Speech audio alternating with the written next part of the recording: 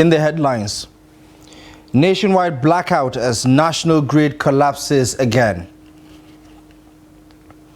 ISWAP kills 2 fishermen, seizes over 100 canoes after clash with Boko Haram. Niger State to reopen 11 public schools closed since 2021. On the foreign scene, U.S. military resumes drone and crewed aircraft operations in post-coup Niger.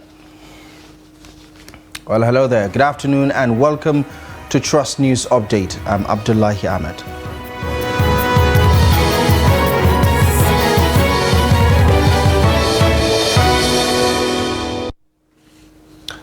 Nigeria is witnessing yet another national grid collapse as power outages occur early hours of Thursday morning. Now, the collapse is coming a few weeks after the Transmission Company of Nigeria, TCN, celebrated just over 1 year of zero grid collapse, a feature that has characterized the Nigerian power sector. A statement by the Enugu Electricity Distribution Company says the collapse occurred around 12:40 a.m.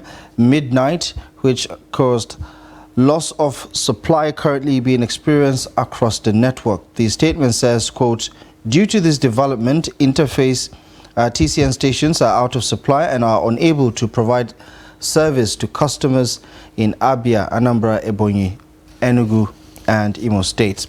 Daily Trust gathered that power transmission dropped to 273 megawatts of electricity coming from 2 out of the over 27 electricity generation plants. In other news, the Islamic State in West African province, ISWAP terrorists have reportedly killed 2 fishermen and seized over 70 fishing boats in the Lake Chad area of Borno State. Now, one of the security sources says the latest attacks were in Falim Kime and Madangiria Island, in which the 2 fishermen from Kano and Budarang in Dorombaga area were killed on Wednesday morning. They shot the 2 fishermen dead, and according to eyewitnesses, they saw over 40 people being beaten to pulp by the insurgents in Debonwanza and Tumun Barebari area. They seized over 100 boats from the fishermen.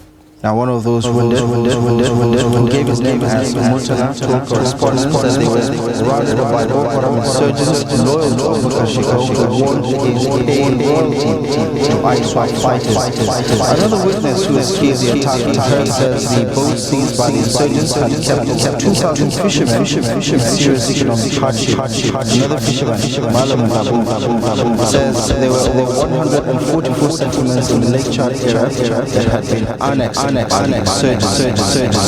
military to go beyond protecting the information to the Lake Chad region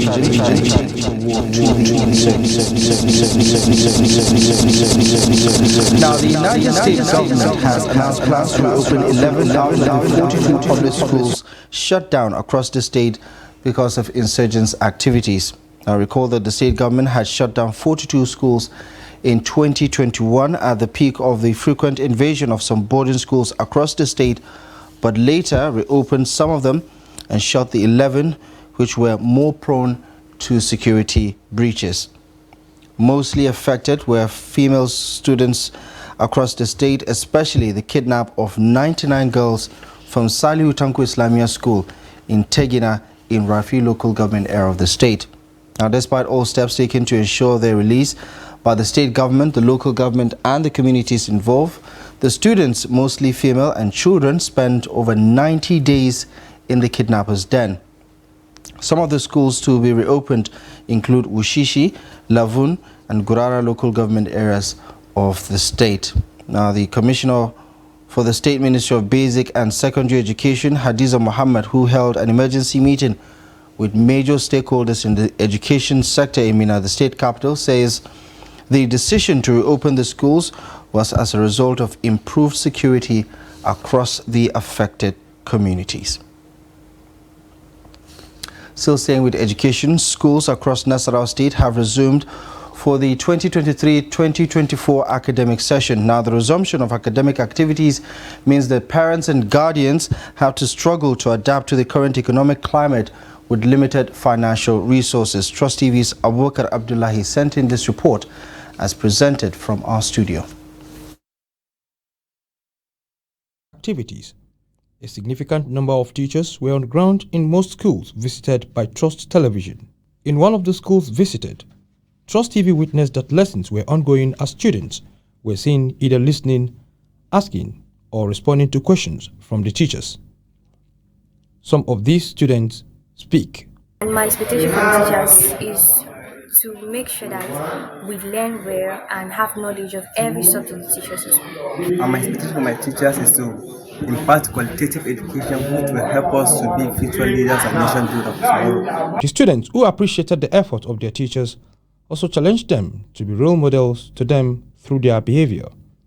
Samuel Kagmut is the Vice Principal Government Secondary School, Lafia East. He confirmed the resumption of students and teachers in the school and challenged parents to send their children who are yet to resume to school.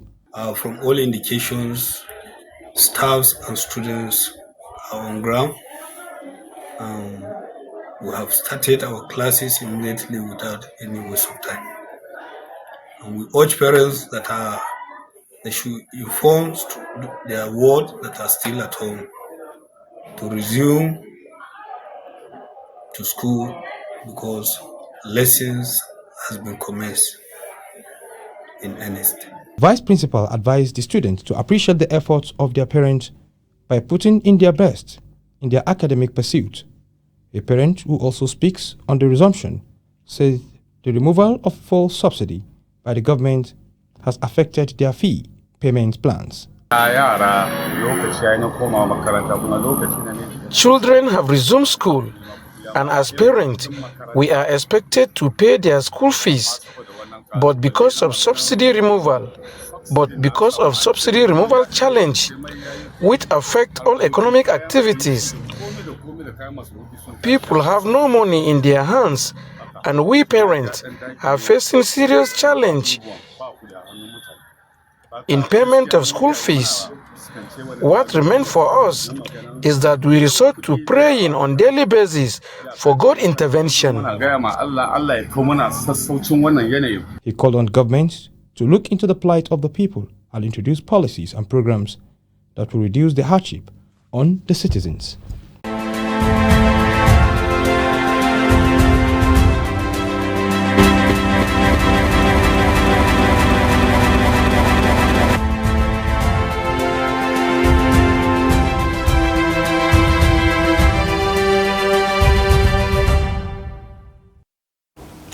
Now, as Nigerians continue to adapt to the current economic climate, it has become apparent that civil servants need an extra avenue of income to make ends meet.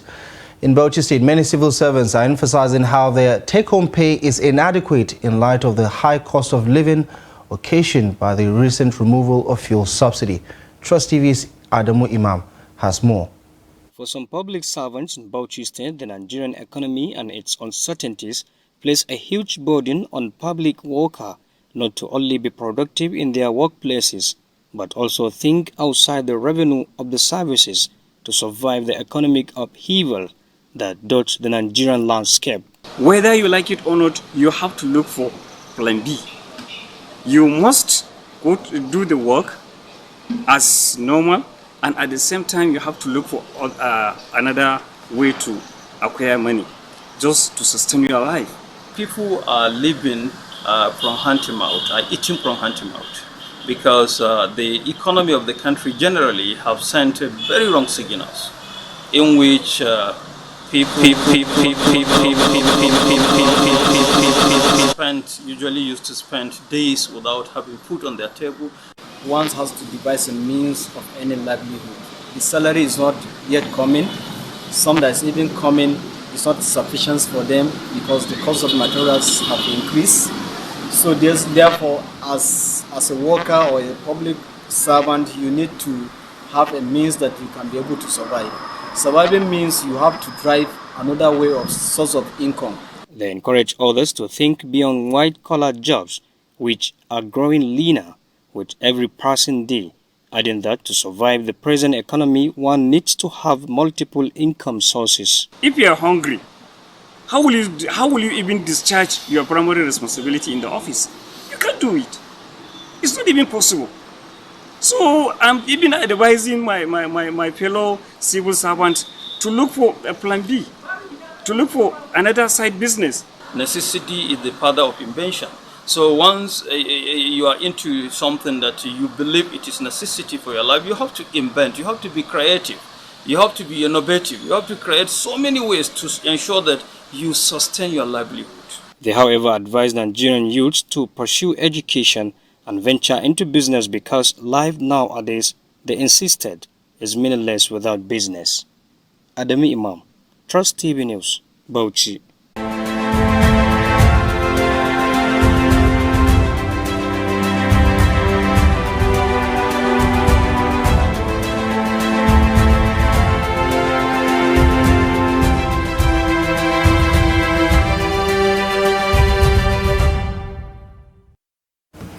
Now, the federal government on Wednesday conducted the second phase of the computer-based confirmatory promotional examination for junior cadre officers in the public service across the country.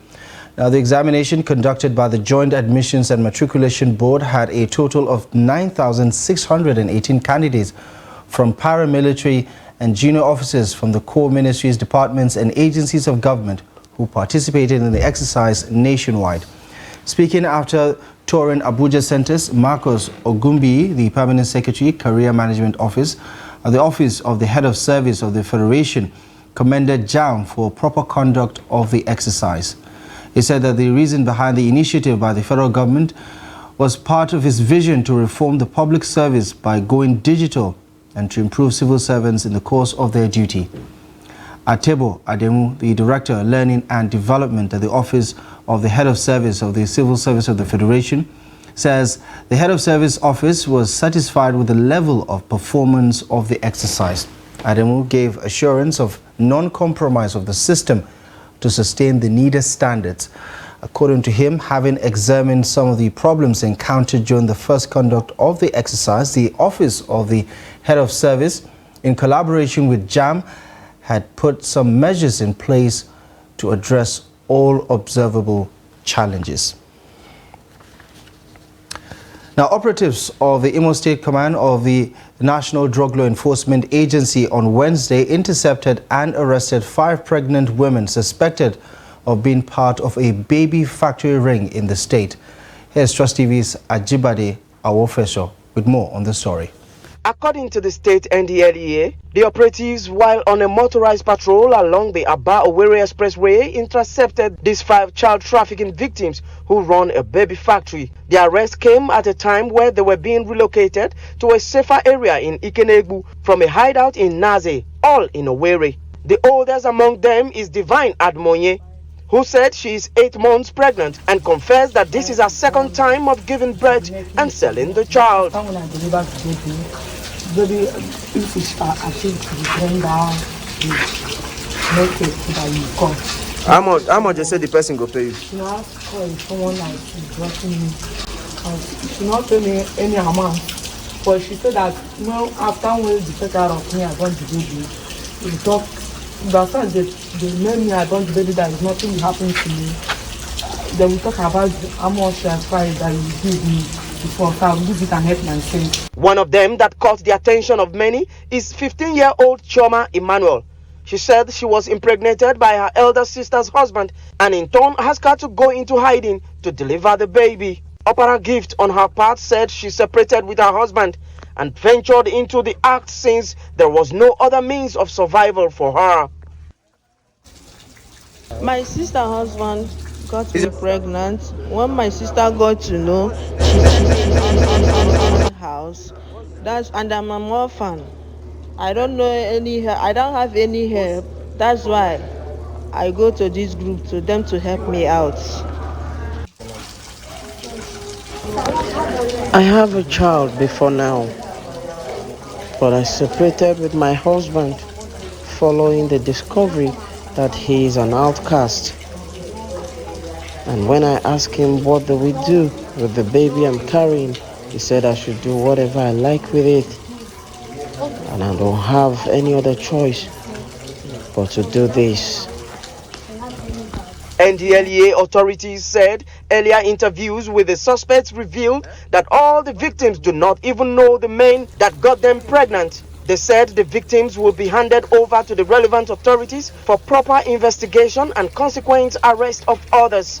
Ajibade Awofeso, Trust TV News, Owerri. You're watching the news update on Trust TV. Coming up ahead after the break, we'll tell you the story about life in Diffa town after the military coup in Niger Republic. Details of this and many more stories coming up ahead in just a moment.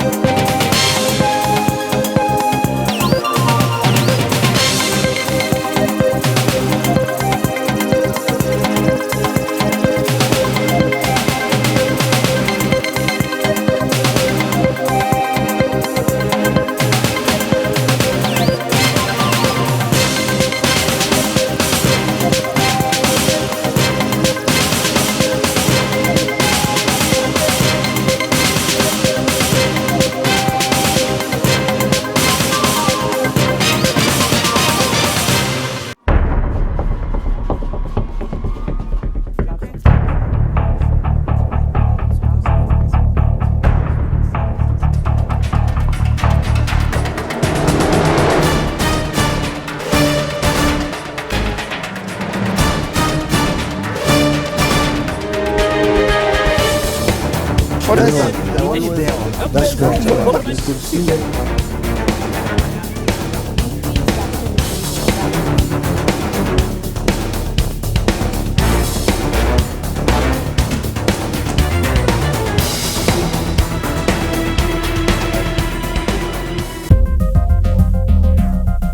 This is Trust TV, documenting the Nigerian story.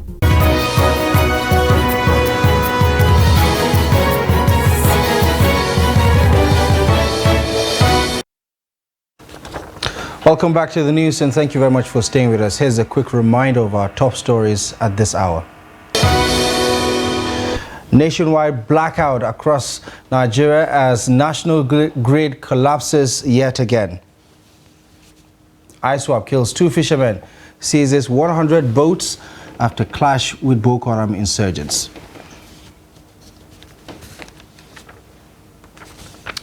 Now, the Central Bank of Nigeria says it is not planning to introduce a new Naira policy that will crush the dollar exchange rate to 1 Naira 25 kobo. On Wednesday, a report circulating online claimed the Apex Bank is mulling a new foreign exchange policy. According to the report, this policy is scheduled for November 2023 and will, quote, better anchor inflation expectations and make for easier conversion to other major currencies. Now, the report also says that the policy will reverse the tendency for currency substitution, as well as eliminate higher denomination notes with lower purchasing power. As of Tuesday, the exchange rate was at 742 naira 10 kobo to the dollar at the investors and exporters window, which is Nigeria's official foreign exchange market. Now, commenting on the report in a statement on Wednesday, accompanied by a screenshot of the report, the CBN says the publication is false and misleading. Now, residents of Diffa Town in Niger Republic are appealing to governments across the region to improve the security situation across the area to guarantee the safety of lives and property. Now, they spoke to Trust TV's Adamu Gulde, who was in the area, and now reports. In Diffa Central Market of Niger Republic, women spend time in fish stores waiting for buyers from the Lake Chad after being hit hard by increasing extremist violence over the past few years. The region's economy is also cracking under the weight of insecurity and climate change. The climate is deteriorating for livestock farming, while trade in agriculture not going well as people in the town are inundated by sounds of gunshots. Life here in Diffa is not easy. We live in insecurity. We don't have jobs. The climate is deteriorating. Livestock farming, agriculture, trade, all is not going well. We're very scared because sometimes we hear gunshots. People are hoping for relief from insecurity and mounting economic and social problems that have almost destroyed the entire life of the people in the town. Sincerely, this is what we hope for. We hope that the situation in Niger will change, that we can get some work, that young people will have access to work. Niger is the poorest country in the world according to the 2020 United Nations Human Development Index, with nearly half of its population living under $1 per day. Well, Chiamaka Wanfo there with Adamu Gulde's report. Now, turning our attention to developments on the international scene. Still staying in Niger, however, the United States military has resumed operations in Niger, flying drones and other aircraft out of air bases in the country more than a month after a military coup halted the activities. And the head of the Air Force in Europe and Air Forces in Africa said in a statement, since the month of July, after the coup that removed President Mohamed Bazoum, that the approximately 1,100 U.S. soldiers deployed in the West African country have been confined to their military bases. General James Hecker said on Wednesday that negotiations with the military junta of Niger has resulted in some intelligence and surveillance missions resuming. Now, Hecker says that the U.S. is flying both crewed and unmanned missions and that those flights resumed, quote, within the last couple of weeks. The Pentagon says last week that some of its U.S. forces were moved from Air Base 101 near the capital in Niamey to another base, Airport 201 in Agadez. Now, Agadez is located around 920 kilometers northeast of the capital, Niamey.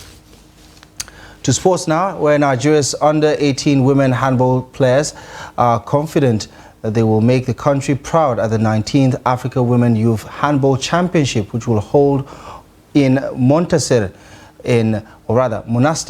in Tunisia. Now, this was after they played their final tune-up friendly match against ASPAC HBC of Benin Republic, which they won 27-21 on Tuesday evening at the Royal Park Sports Center in Yaba, Lagos. After the match, the players, led by Captain Esther Matthew, promised to make Nigeria proud at the Nations Cup. Coach Shitu Agbola, who was with his assistant, echoed the same sentiment that they will do everything to ensure that the team does well at the championship. Now, the team jetted out of Nigeria from the Murtala Mohammed International Airport in Lagos for Monastir, Tunisia on Thursday. Now, they will play their first game against Algeria on Saturday by 2 p.m. local time. Well, that's it. You're up to date with the latest news stories at this hour. Thank you most kindly for joining us. For now, follow us across our social media platform for more content and visit trusttv.com for more news. My name is Abdullahi Ahmed. Thank you for watching. I'll see you later too.